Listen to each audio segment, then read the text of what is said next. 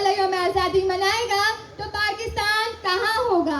पाकिस्तान जैसे मुल्क के लिए खासा मुश्किल सवाल है, जहाँ एक आज़ाद वजूद के तौर पर 75 साल गुजर जाने के बाद भी बहुत कुछ गैर तरतीबवार है।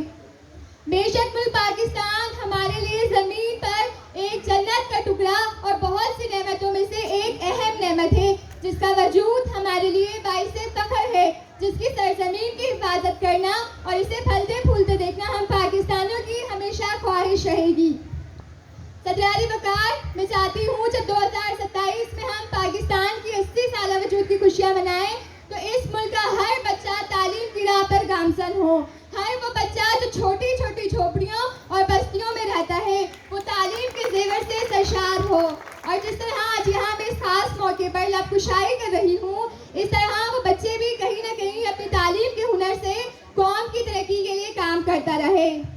इकबाल का फरमान है, सबक फिर पढ़ सदाकत का, अदालत का, शुजाअत का। सबक फिर पढ़ सदाकत का, अदालत का, शुजाअत का। लिया जाएगा तुझसे काम दुनिया की अमामत।